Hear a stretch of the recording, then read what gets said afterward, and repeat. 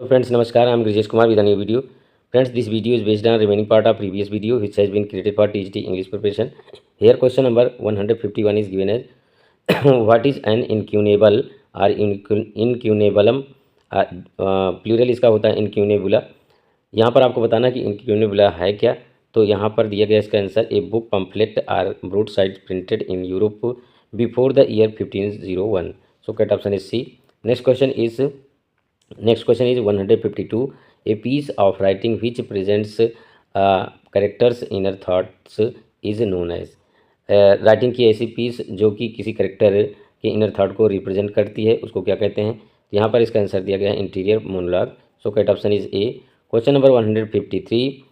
It is a short performance often partial usually sandwich between the acts of a long play. Friends, यहाँ पर आपको बताना कि short performance जो अक्सर पार्शियल होता है और जो है ये सामान्य तौर पर सैंडविच होता है किसी लॉन्ग प्ले के एक्ट के लिए. ये क्या कहलाता है. तो यहाँ पर इसका आंसर दिया गया है interlude. So correct option is C. Question number 154. John Heywood's 4 P's pothecary palmer pardoner and pedlar is. इसका नेक्स्ट पार्ट आगे दिया गया है. 154 का नेक्स्ट पार्ट जो है वो इधर दिया गया है. Yes, options are here. Interlude कहलाता है, कॉमिक रिलीफ कहलाता है, पोइटिक जेस्टिक्स कहलाता है या फिर मिस्ट्री प्ले कहलाता है. तो इसका आंसर यहाँ पर दिया गया है interlude. So correct option is A. Question number 155. Abusive or venomous language use to express blame or censure or bitter deep seated ill will is. Abusive या फिर वेनोमस लैंग्वेज जो होती है यानी कि गाली देने वाली या फिर जिसको विषाक्त भाषा कह सकते हैं, ये जो होती है ब्लेम लगाने के लिए या किसी की आलोचना करने के लिए, इसको क्या कहा जाता है ये आपको बताना है. तो यहाँ पर आंसर दिया गया है इन्वेक्टिव.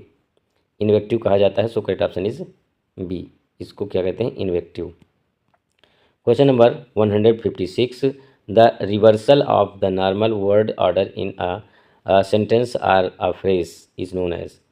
किसी सेंटेंस या फ्रेज में जो रिवर्सल या नॉर्मल वर्ड ऑर्डर होता है उसको क्या कहते हैं. ये कहलाता है inversion. So correct option is A. Question number 157. It is often published in a paperback edition with cheap price. It has all the entertaining stuff. Plot is interesting as it keeps the interest of the reader till the end. It mirrors the contemporary life. No serious issue is touched it. Friends, यहाँ पर आपको बताना है कि अक्सर जो है ऐसा पेपर बैक एडिशन जो पब्लिश होता है सस्ते दाम पर, ये इंटरटेनिंग के लिए होता है जिसमें जो भी प्लॉट्स होते हैं वो इंटरेस्टिंग होते हैं रीडर के लिए शुरू से अंत तक. और ये जो है कंटेम्प्रेरी जो लाइफ है उस समय की जो लाइफ थी उसका मिरर इमेज होता है और इसमें कोई सीरियस इशू नहीं होता है. इसको किस नाम से जाना जाता है. तो यहाँ पर इसका आंसर दिया गया है junk fiction. So correct option is A. Question number 158. Da Vinci code is an instance of junk fiction. It is written by. Da Vinci code ये जंक फिक्शन का एक उदाहरण है जो किसके द्वारा लिखा गया था ये आपको बताना है. तो ये डैन ब्राउन के द्वारा लिखा गया था. So correct option is C. Question number 159. Early works which are produced in authors or artist youth are known as. Friends, यहाँ पर आपको बताना है कि किसी आथर या आर्टिस्ट के प्रारंभिक कार्य क्या कहलाते हैं. तो ये आंसर दिया गया है यहाँ पर जिवेनी लिया कहा जाता है. So correct option is B. Question number 160. It is an act or instance of placing two elements close together or side by side. It is often done to compare or contrast the two to show similarities or differences. It is known as. Friends, यहाँ पर आपको बताना है कि एक ऐसा act या instance यानी एक एग्जाम्पल जो कि साथ साथ में होते हैं, साइड बाय साइड होते हैं और ये किसी कंट्रास्ट का कंपेयर किया जाता है. सिमिलिटी, इसमें क्या सिमिलिटीज होती हैं और क्या डिफरेंसेस होते हैं ये भी बताया जाता है. तो इसको किस नाम से जानते हैं. यहाँ पर इसका आंसर दिया गया है juxtaposition. So correct option is D. Question number 161. The example of kitchen sink drama is very easy है। तो इसका आंसर यहाँ पर दिया गया है of Osborne's look back in anger, so correct option is C. Question number 162, Kunstlerroman is an artist's novel. It is a class of Bildungsroman or apprenticeship novel. It deals with the youth and development of an individual who becomes or is on the threshold of becoming a painter, musician or poet. The best example इसका जो है best example कौन सा हो सकता है? यहाँ पर दिया गया इसका answer James Joyce a portrait of artist as a young man, so correct option is D. Next question, question number 163, leitmotif is very short question है। ल्यूट मोटिव क्या है आपको बताना है। इसका नेक्स्ट पार्ट यहाँ पर दिया गया है। इसका जो है आंसर यहाँ पर दिया गया है, ये दिया गया है सी ऑप्शन में। A recurrent theme throughout a musical or literary composition associated with a particular person, idea or situation, ये इसका आंसर है। Question number 164, the term for a humorous verse form of 5 anapestic lines with a rhyme scheme A B B A is, ये RAM scheme किस में पाई जाती है, उसका नाम क्या है, ये आपको बताना है। तो ये होता है लिमरिक, जो कि बिल्कुल मीनिंगलेस होता है, निरर्थक होता है। So correct option is humorous भी होता है। और फ्रेंड्स यहाँ पर एक क्वेश्चन है कि लैम्पून क्या होता है, आप कमेंट के माध्यम से बताएं। Question number 165, the term is particularly used to refer a group of artist and particularly American patriot writers living in Paris during the 1920s. Gertrude Stein is credited with the coining the term, though it was subsequently popularized by Ernest Hemingway, who used it in the epigraph for his novel The Sun Also Rises. You are all a lost generation. This term is, ये ऊपर जो लिखा गया इस term को क्या कहा जाता है ये आपको बताना है। तो यहाँ पर इसका आंसर दिया गया है the last generation, so correct option is A. Question number 166, the term is used for a style of fiction that paints A realistic view of modern world while also adding magical or supernatural elements. It is sometimes called fabulism, a reference to the conventions of fables, myths and allegory. This term is, यहाँ पर भी literary term आपको बताना है। इसका answer यहाँ पर दिया गया है magical realism, so correct option is C. Question number 167 is a style of writing in which realistic details, event settings, characters and dialogues are interwoven with magical, bizarre, fantastic or supernatural elements. This is the best description of, ये किसका best description है ये आपको बताना है। तो ये है मैजिक रियलिज्म का, so correct option is C. Question number 168, French raw is associated with, ये किससे संबंधित है? तो ये है मैजिकल रियलिज्म से, सो correct option is A. Question number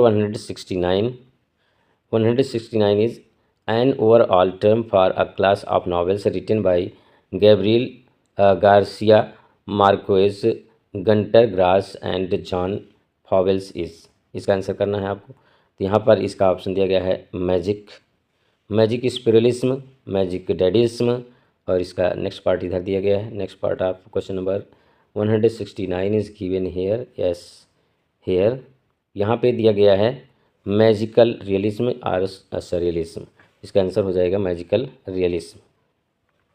next question, question number 170 is as follows, the ridiculous misuse of word is, word का ridiculous misuse क्या कहलाता है? तो यहाँ पर होता है ये malapropism, so correct option is D. Next question, question number 171, the term मैलाप्रोपिज्म is derived from Mrs मैलाप्रोप इन, ये टर्म जो मैलाप्रोपिज्म है ये मैलाप्रोप से डिराइव किया गया है, मिसेज मैलाप्रोप से। ये क्या है? तो ये है Sheridan's the Rivals, so correct option is A. Question number 172, malapropism is also a type of, ये मैलाप्रोपिज्म जो वर्ड है ये एक प्रकार का और जो है लिटरेरी टर्म बनता है, तो इसको किस नाम से जानते हैं? यहाँ पर आंसर दिया गया है solecism. So correct option is C. Question number 173, who coined the phrase Marlowe's mighty line? Very important है ये टीजीटी के लिए, तो ये बेन जॉनसन ने किया था। So correct option is A. Question number 174, an elaborate semi dramatic courtly form of entertainment is known as?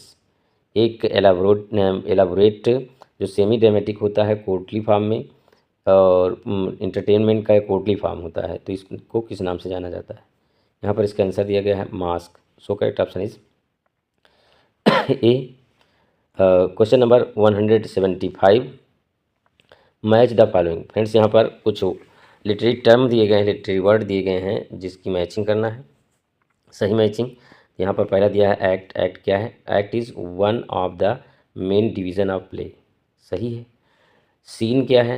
A division with no change of locale or abrupt shift of time, ये भी अपनी जगह सही है। Conflict क्या है? A struggle between opposing forces, ये भी अपनी जगह सही है। प्लॉट क्या है? Sequence of events in a literary work, ये भी अपनी जगह सही है, मतलब इसमें all are correct. So correct option is A. Question number 176, यहाँ भी मैचिंग है। बैलेड क्या है? A poem in verse which tells a story. गाथा गीत जिसको कहते हैं, क्या कहते हैं? गाथा गीत इसको हिंदी में कहा जाता है, ठीक। और ये सही है अपनी जगह। लिमरिक अभी कुछ देर पहले ही बताया मैंने, ह्यूमरस वर्स ऑफ 5 लाइन्स होती है, ये एक्स्ट्रा नॉलेज हो गया कि लिमरिक कितने लाइन की होती है? 5 लाइन की होती है। लिरिक क्या है? A short poem which expresses emotions and feelings of the poet. Couplet क्या है? 2 consecutive lines that rhymes. Question number 76 के लिए यहाँ पर सही ऑप्शन हो जाएगा A, all are correct. Question number 177, यहाँ भी मैचिंग है। 177 में ब्लैंक वर्स क्या है? बहुत इंपॉर्टेंट है ये, वेरी इंपॉर्टेंट है ये, जो है टीजीटी के लिए बहुत बार पूछा गया है। ब्लैंक वर्स है अनरेम्ड वर्स इन एम्बिक पेंटामीटर। एम्बिक पेंटामीटर में अनरेम्ड वर्स होती है ब्लैंक वर्स। स्टेंजा क्या होता है? Division of poem based on thought or form. Verse क्या होता है? A unit of poetry such as stanza. Stanza ही एक प्रकार से वर्स होता है, ये भी सही है। नेक्स्ट पार्ट इसका दिया गया है यहाँ पर। जेनर क्या होता है? A literary type of form, ये भी सही है, यानी all are correct. So correct option is A. Question number 178, यहाँ भी मैचिंग है। डायलॉग क्या होता है? A conversation between characters, characters के बीच में कन्वर्सेशन जो होता है वो डायलॉग कहलाता है। प्रॉप्स क्या होता है? Movable object and articles which are used by actors on stage. Stage पर यूज़ किए जाने वाले ऑब्जेक्ट या आर्टिकल को प्रॉप्स कहा जाता है, ये भी सही है अपनी जगह पर। डिक्शन क्या होता है? Choose of words for effect, प्रभाव डालने के लिए जिन शब्दों का चुनाव किया जाता है उसको डिक्शन कहते हैं। Syntax a systematic orderly arrangement, यानी वाक्यों में या भाषा में शुद्धता जो होती है उसको हम सिंटैक्स कहते हैं, तो ये ऑल आर करेक्ट यहाँ पर भी है। So correct option is A. Question number 178 is as follows, यहाँ भी मैचिंग है। फादर ऑफ, जो कि वेरी इंपॉर्टेंट है मेरे हिसाब से टीजीटी के लिए वेरी इंपॉर्टेंट है। Father of English criticism Dryden को कहा जाता है। Father of English essay Bacon को कहा जाता है। Father of modern theatre Ibsen को कहा जाता है। Father of English novel Fielding को कहा जाता है। तो यहाँ पर ये सारे इंपॉर्टेंट हैं। सो करेक्ट ऑप्शन इज ए। यहाँ पर सारे जो है करेक्ट भी हैं। फ्रेंड्स यहाँ पर एक क्वेश्चन है आपसे कि फादर ऑफ जो है इंग्लिश एसे में, father of modern English essay किसको कहा जाता है? ये आप कमेंट के माध्यम से बताइए। Modern English essay, father of modern English essay किसको कहा जाता है? Question number 180 and last question of this session. I will continue creating videos for TGT English preparation if you support me by subscribing my channel. यहाँ भी जो है matching है। Agit prop क्या होता है? सॉरी, एजिट प्रॉप ये किससे रिलेटेड है? ये सफदर हाशमी से रिलेटेड है। किचन सिंक ड्रामा किससे रिलेटेड है? जॉन ऑसबर्न से रिलेटेड है। थिएटर ऑफ क्रुएल्टी एंटोनिन आर्टॉड से रिलेटेड है। थिएटर ऑफ ऑप्रेस्ड ये ऑगस्टो बोल से रिलेटेड है। तो यहाँ पर इसके लिए जो आंसर हो जाएगा वो हो जाएगा all are correct, so correct option is A. Friends, आज के वीडियो में बस इतना ही। यदि वीडियो आपको अच्छा लगे तो लाइक करें, ना अच्छा लगे डिसलाइक करें, कमेंट करना बिल्कुल भी ना भूलें। और यदि इस वीडियो से आपको टीजीटी के लिए कुछ लाभ मिलता है तो please support me and subscribe my channel to get notification as soon as you wish. Thank you very much.